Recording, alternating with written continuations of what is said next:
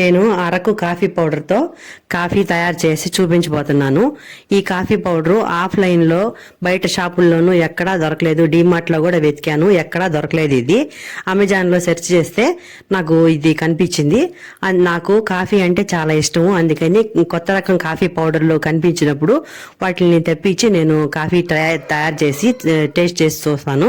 నాకు చాలా ఇష్టం కాఫీ అంటే, అందుకని ఈ కాఫీ పౌడర్ తెప్పించాను. ఇది 200 గ్రాముల ప్యాకెట్. ఇది 200 రూపాయలు పడింది. ఒక ప్యాకెట్ ఆర్డర్ చేస్తే 2 ప్యాకెట్లు వచ్చినాయి. 400 గ్రాములు కలిపి 400 రూపాయలు తీసుకున్నారు. ఒక ప్యాకెట్ ఇవ్వలేదు వాళ్ళు, 2 ప్యాకెట్లే పంపించారు ఒకటి ఆర్డర్ చేస్తే. సరేలే అని తీసుకున్నాను. ఇది ఇప్పుడు దీంతో కాఫీ పెట్టి చూపించబోతున్నాను మీకు. దానికోసం ఒక గ్లాస్ నీళ్లు గిన్నెలో పోసుకొని స్టవ్ ఆన్ చేసుకొని స్టవ్ పైన గిన్నె పెట్టుకొని ఆ నీళ్లు బాగా కాగే వరకు బాగా కాగనివ్వాలి. దీనికోసం కాఫీ పౌడరు 2 స్పూన్లు గిన్నెలో వేసుకుంటున్నాను. నేను గుడ్డతో వడకట్టిన కాఫీ తాగడం నాకు ఇష్టం కాబట్టి నేను ఇట్లా చేస్తున్నాను. ఫిల్టర్ వాడేవాళ్ళు ఫిల్టర్లోనే కాఫీ పెట్టుకోండి, బాగుంటుంది. నేను ఫిల్టర్ని వాడను కాబట్టి నేను ఫిల్టర్ చూపించడం లేదు మీకు. మీరు ఫిల్టర్లో ట్రై చేయండి.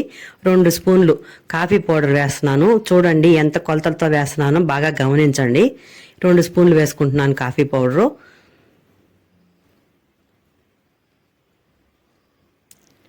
ఈ పౌడర్లోకి నీళ్లు బాగా కాగిన తర్వాత ఆ నీళ్లు బాగా కాగనిచ్చి బాగా అవి బుడగలు వచ్చేంత వరకు కాగనివ్వాలి. నీళ్లు బాగా కాగిన తర్వాత ఆ కాఫీ పౌడర్లో ఆ నీళ్లు పోసేయాలి.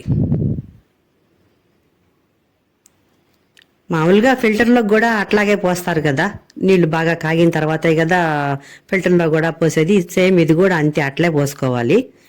ఇప్పుడు గిన్నెలోకి ఇందాక నీళ్లు ఏ గ్లాస్తో అయితే తీసుకున్నానో అదే గ్లాస్తో 2 గ్లాసులు పాలు పోసుకుంటున్నాను. ఇవి చిక్కన్ పాలు, నీళ్లు కలపని, ఒక్క చుక్క కూడా కలపని చిక్కన్ పాలు. ఇంత మా ఎనుము అంటే ఒక జిల్లాలో ఎనుము అంటారు, ఒక జిల్లాలో గేదె అంటారు, ఇంకొక జిల్లాలో బర్రెలు అంటారు. అట్లా రకరకాలుగా అంటారు. గేదె దగ్గర నుంచి తీసిన పాలు అవి, నీళ్లు కలపని పాలు, చిక్కని పాలు. ఆ పాలతో కాఫీ పెడుతున్నాను. అట్లాంటి పాలతో కాఫీ పెట్టుకుంటే టేస్ట్ చాలా బాగుంటుంది. అందరికీ వీలుగా ఉండదు కాబట్టి వాళ్ళకు దొరికిన పాలతో వాళ్ళు పెట్టుకుంటారు కాఫీ. కాబట్టి ఏం ప్రాబ్లం లేదు. కాఫీ మాత్రం చాలా బాగుంది ఇది.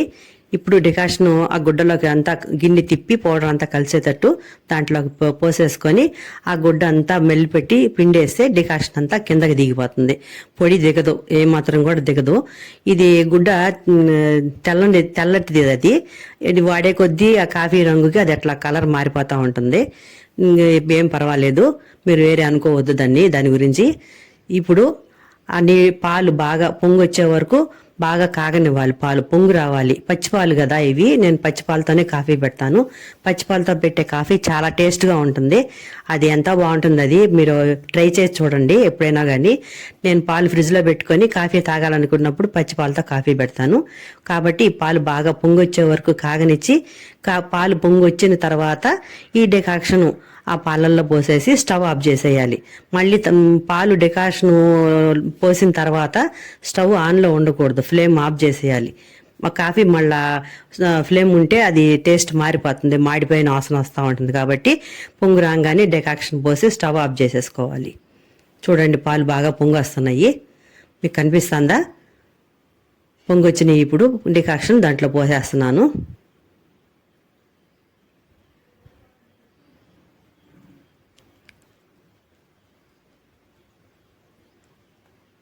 చూడండి బాగా కనిపిస్తుందా మీకు పాలు పొంగు రావడం? పచ్చిపాలు కాబట్టి అట్లా పొంగు వచ్చే వరకు ఉండాలి. పొంగు వచ్చిన తర్వాత ఇంకా డికాషన్ పోసి ఆఫ్ చేసేయాలి. కాఫీ ఎక్కువ సార్లు తిరగొడితే వేడి తగ్గిపోతుంది కాబట్టి నేను ఒక్కసారి తిరగబోస్తాను, బాగుంటుంది. మీరు కావాలనుకుంటే మీరు ఎక్కువ సార్లు అయినా తిరగబోసుకోండి.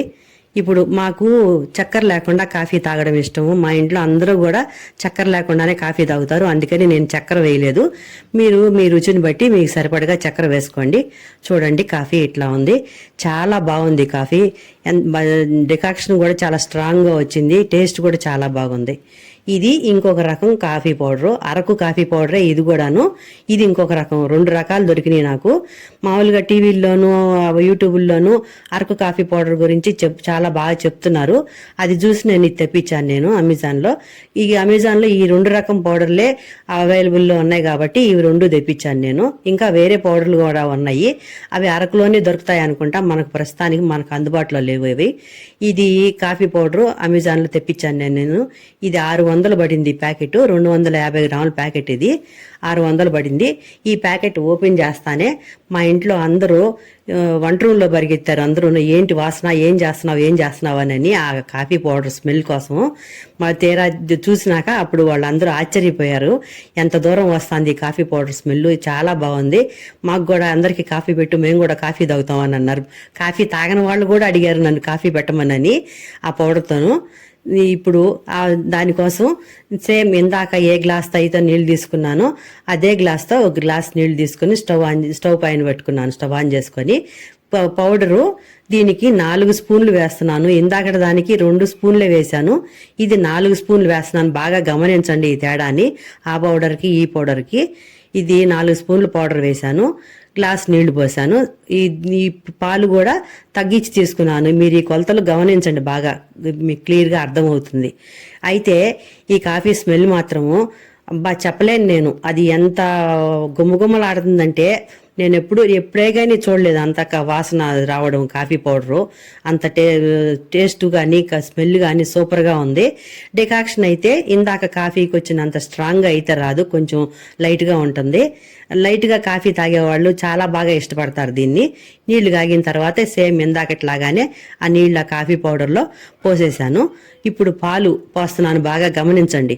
ఏ గ్లాస్తో అయితే నీళ్లు తీసుకున్నానో ఆ గ్లాస్తో సేమ్ అవే పాలు, నీళ్లు కలపని చిక్కని పాలు గ్లాసున్నరే తీసుకుంటున్నాను నేను. ఇందాక 2 గ్లాసులు పోసాను ఆ కాఫీ కోసం, దీనికోసం గ్లాసున్నరే తీసుకున్నాను. బాగా గమనించి చూడండి. ఇప్పుడు ఆ గిన్నెని స్టవ్ ఆన్లోనే ఉంది, స్టవ్ పైన పెట్టుకొని పాలు కాగనివ్వాలి. ఇప్పుడు ఆ గిన్నెలో పొడి ఎక్కువ ఉంది కాబట్టి, నీళ్లు తక్కువ ఉన్నాయి కాబట్టి కొంచెం గట్టిగా ఉంటుంది, పొడి కలవదు. స్పూన్తో పెట్టి కలుపుకోండి. నాకు అలవాటు కాబట్టి నేను అట్లా గిన్నె తిప్పి గిన్నెతోనే కలిపేసుకున్నాను. కలిపేసిన తర్వాత దాన్ని ఆ గుడ్డలో పోసి దాన్ని పిండేసుకున్నాను. డికాక్షన్ కిందకి దిగిపోయింది. అబ్బా ఆ స్మెల్, ఏమి స్మెల్ వస్తుంది, ఎంత సువాసనగా ఉందో, ఇల్లంతా గుమాళించిపోతుంది ఆ స్మెల్తో. అంత బాగుంది కాఫీ పౌడర్ వాసన. Araku coffee powder, Araku coffee powder అంటేనే అరకు కాఫీ పౌడర్, అంత స్మెల్ అది. అది నేను చెప్పలేకుండా ఉన్నాను నా మాటల్లో వర్ణించి మీకు ఆ స్మెల్ గురించి. మీరు స్వయంగా తెప్పించుకొని ఒక్కసారైనా సరే, రేట్ ఎక్కువ అనుకోవద్దు, ఇంత రేటు పడిందని, ఖచ్చితంగా తెప్పించుకొని ట్రై చేసి చూడండి. చాలా బాగుంది ఇది, అంత స్మెల్ అంత టేస్ట్ చాలా బాగుంది. చెప్పలేను నా మాటల్లో మీకు చెప్పలేకుండా ఉన్నాను నేను దాని గురించి, అంత బాగుంది. ఇప్పుడు పాలు స్టవ్ హైలో పెట్టుకొని పాలు బాగా పొంగు రావాలి. సేమ్ ఇందాక ఎట్లా పొంగు వచ్చినాయో ఇవి కూడా అదేలాగా పొంగు రావాలి. పచ్చిపాలు కాబట్టి పాలు పొంగే వరకు ఉండిచ్చినాకే డికాక్షన్ దాంట్లో పోయాలి. నేను ఎప్పుడు కాఫీ పెట్టినా పచ్చిపాలే పెడతాను, అది గమనించండి బాగా. మీరు కూడా ఒకసారి పచ్చిపాలతో కాఫీ ట్రై చేసి చూడండి, టేస్ట్ చాలా బాగుంటుంది. ఈ కాఫీ పౌడర్ 2 కూడా ఖచ్చితంగా తెప్పించి మీరు ట్రై చేయండి. ఒకటి స్మెల్ అదిరిపోతుంది, డికాక్షన్ కొంచెం లైట్గా ఉంటుంది. ఇంకొకటి డికాక్షన్ స్ట్రాంగ్గా వస్తుంది, కాఫీ టేస్ట్ 2 కూడా చాలా బాగున్నాయి, చాలా చాలా బాగున్నాయి అవి. తప్పకుండా ట్రై చేసి మీరు నాకు కామెంట్ చేయండి దాని టేస్ట్ ఎలా ఉందనేది. పాలు పొంగొచ్చినాయి, ఇప్పుడు డికాక్షన్ దాంట్లో పోసేసాను.